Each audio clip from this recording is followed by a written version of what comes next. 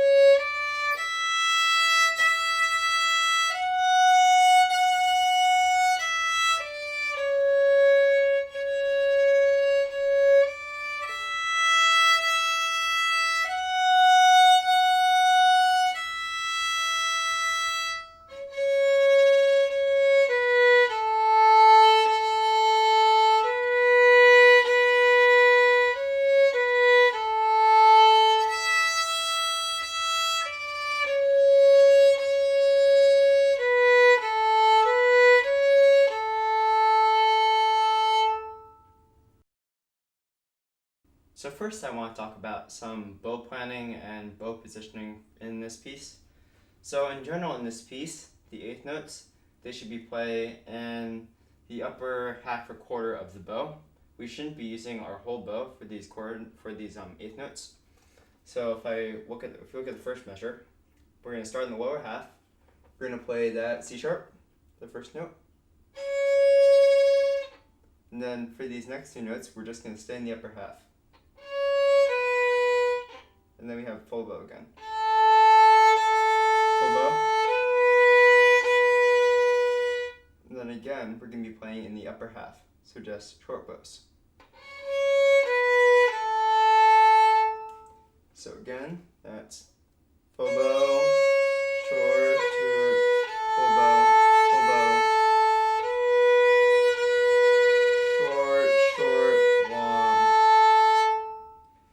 And this applies to the rest of the piece. So if we have some eighth notes, we're going to stay in the upper half of our bow.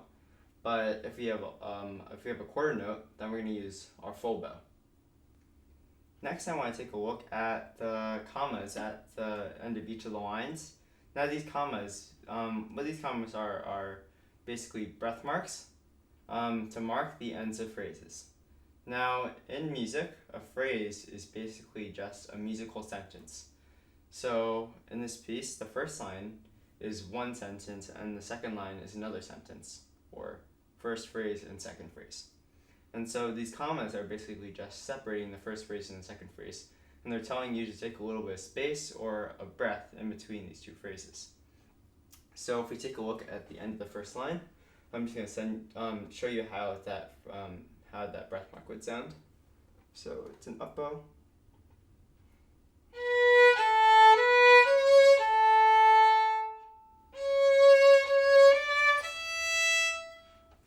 So notice it wasn't just like a sharp halt to the end of our phrase. We didn't just cut off our bow, but we slowly came to a stop, and then we played again.